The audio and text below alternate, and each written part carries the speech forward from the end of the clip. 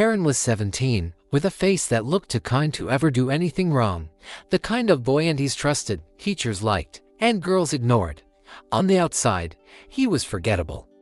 On the inside, he was a war zone. Something snapped the year. He hit puberty. He couldn't explain it, couldn't talk about it, couldn't stop it. He remembers the first time it happened. It was Mare. Her white shirt clung a little tighter that day. The classroom fan blew her hair in slow motion. His mind wandered. He rushed home, locked the door, and got it out of his system. Simple, clean, harmless. But it never stayed harmless. Soon it wasn't just Mare.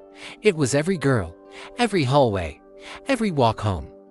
It became a routine, like brushing his teeth. His urges didn't care about right or wrong. They only knew now. They only screamed louder with every denial. Then came exam season. He was seated behind her again. Mare. Tight jeans. Lavender perfume. Neckline too low, or maybe just low enough to distract him. He couldn't read the question paper. Couldn't breathe. Just once. Just to clear my head. He raised his hand. Bathroom, please. Inside the cubicle, he did what he told himself was necessary to focus. But the guilt afterward, that stayed in his throat like acid. It never went away. It only sank deeper. One day, curiosity gave him a weapon. What if I record it? He slid his phone into his pocket, only the camera eye poking out. One short video. No sound. Just a girl fixing her skirt while standing in line at the canteen. That night, he watched it on mute. His shame curled up next to him under the blanket. This is where the real bad stuff begins. One video became 3, then 7, then 12. Hidden folders, cloud backups, secrets under passwords no one could guess. His stomach turned every time he opened them. But he couldn't stop. And then came the day that even he never thought would happen. Rain outside. Last period. Half the class asleep. Karen sat at the back, lost in his urges. And he did it. There. In class, surrounded by people. Rubbed the tip through his jeans until it was over. Twice. After that day, he couldn't look at himself in the mirror. His reflection stared back, hollow, disgusted. But still no one knew. Until the rumors started. 4 years passed. He moved away, tried to rebuild, got a job, went to therapy, deleted everything. He was better now, cleaner. At least, he thought so. Until a college party where a stranger looked at him with a crooked smile and asked, "Weren't you that guy from school, perv?" Karen laughed it off, denied it, said they had the wrong guy. But that night, he sat alone and wrote the words that had been poisoning his soul for years. Looking back, I did some very creepy and embarrassing things. I remember hitting puberty and being unable to hold back certain urges. It started off harmless. Some girls would come to school in more revealing clothes, and as soon as I got home I would get myself no big deal.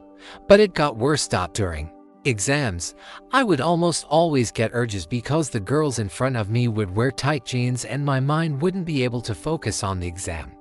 So then I would go to the school bathroom to let one out, just so I could concentrate better.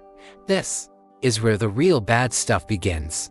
I would sometimes record a video on my phone and put it in my pocket with just the camera poking out. Then go home and jerk off to the video I made of the girls in our school. I think the worst thing I did was that I even jerked off in class. I was alone at my desk at the very back, so I didn't even feel the need to go to the toilet. I got the urge and just rubbed the tip through my jeans until I came. This happened twice. I have since of course realized that what I did is horrible and creepy and have deleted the videos I made. To be honest, I don't know how some of the people from school are still best friends of mine after what I've done.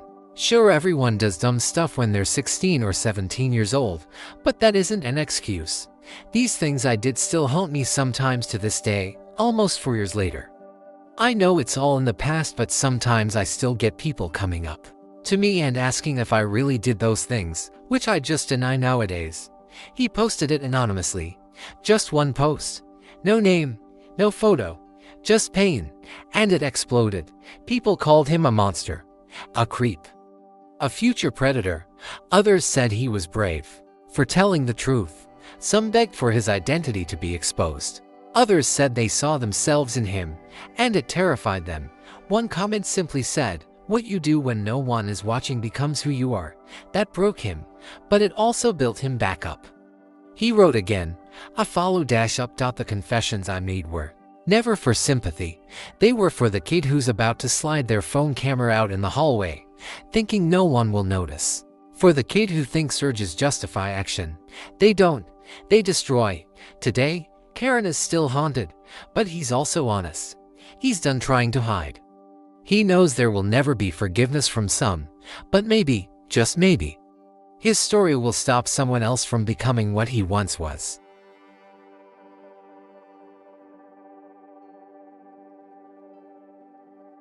I don't know when it started, exactly.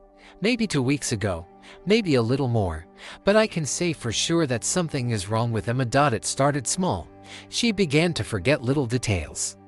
My mom's name, how to get to her favorite coffee shop, how she always hated mushrooms.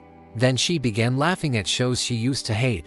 King of the Hill of all things. I remember how she once called it boring redneck garbage, but there she was, laughing like she'd never heard anything funnier. Are you okay? I asked. She blinked. Why wouldn't I be? You're acting different. She smiled. Maybe I'm growing. You don't want me to grow. It sounded more like a warning than a joke. The next morning, I found her standing in the bathroom, mouth open, eyes wide. Emma. No response. She muttered something. I stepped closer. I'm making space, she said, staring into the mirror. For what? For what comes next? She turned and smiled. Too wide. Too forced. Like her muscles had forgotten how. I love you, she said, voice soft and unnatural. Something wasn't right. That night, I couldn't sleep. Emma didn't snore like usual. She just lay still, eyes open. I leaned in closer. Tears were pooling in her eyes. Not falling, just there, waiting. Her lips moved. It's wearing me. Things spiraled after that. She cooked food she never liked. Soup that smelled like copper. Eggs that were wrong. She locked the bedroom door at night and told me she might hurt me in her sleep. She stopped answering to her own name. Then I came home one night and found the walls covered in photos of me, Polaroids, hundreds. Sleeping, eating, showering. One of them had my face scratched out. I ran, stayed at my brother's place. That night I got a text from an unknown number. You left me here with it. What is it? I texted back. No response. I went back. When I opened the apartment door, I heard breathing. Not human. Something wet, heavy, like lungs struggling through fluid. She was on the couch, back to me. Emma. No reply. I stepped closer. She turned. Smile was wider than humanly possible. Her lips cracked. Her eyes were black. I made space, she whispered. It fits now. What fits? It needs your shape. Something crawled out from beneath the couch. A fleshy spider-like creature with a mouth full of fingernails. It skittered up the wall, into the ceiling. Emma convulsed, then stood. It's inside me now, she said. It wants you next. I locked myself in the bathroom. She pounded on the door. She screamed in my voice. Then it went quiet. I eventually opened the door. She was gone, but the walls were covered in drawings of me melting, splitting, being worn like a costume. I left. Took a hotel. Tried to forget, but the texts kept coming. Photos of me, asleep. Messages like, almost ready. You'll feel the crawl soon. I went to a priest. He gave me a cross. That night, I woke up and the metal had melted into the pillow. Eventually, she came for me. I woke up and she was standing there. Emma. But not her. Her skin too tight. Her body twitching. I don't want to hurt you, she said, holding up a malformed hand now fused to that crawling thing. But I need to try you on. I ran, made it to the stairwell. She followed. But she didn't move like a human anymore. She spasmed her way toward me, her smile cracking, eyes leaking black fluid. I know you're in there, I said. Emma, if you can hear me. She froze. I took a step forward. Emma, baby, please. Her jaw trembled. Her hands shook. Then she dropped to her knees and screamed. It wasn't just a scream, it was two screams at once, one hers, and one deeper, older, something ancient and hungry. Black veins surfaced on her skin, her back arched, her fingers curled into claws. I can't hold it. She cried, "It's wearing me." I grabbed her shoulders. "Fight it. I'm trying." It's too deep. I looked into her eyes. Behind all the black, I saw her, the real her. So I held her. I wrapped my arms around her, even as she convulsed, even as the skin on her arms began to tear, even as the thing inside her started to scream back. "I love you," I whispered. "I'm still in here," she sobbed. "I know. Come back. You're stronger." Her body shook. Then something ripped from her back. The creature, pink, pulsing, wet, it tumbled onto the floor, screaming in dozens of tiny mouths. Emma collapsed, gasping. I stood between her and the thing. It hissed at me. I didn't flinch. I reached for the fire extinguisher on the wall and slammed it down on the creature. Once, twice, until the thing stopped moving, until it evaporated into black smoke and vanished. Emma was sobbing, but she was herself again. I held her all night. She told me everything the next day. It had started with a dream. A dream of a voice offering her peace, comfort, purpose. She said yes, not knowing what it meant. The thing needed a host. A mind weak enough to manipulate but strong enough to mimic. She fought it every day. I left clues, she said. The soup, the drawings, the mirror. I was begging you to notice. You did, I told her. And I did, just in time. We moved, left the apartment, changed numbers, got new jobs, new lives. Emma has nightmares sometimes. So do I. But every morning, when I wake up, she's there, beside me. Her smile is real now. She laughs at stupid cartoons and burns breakfast and sometimes sings off-key in the shower. She's herself. And I love her more than ever.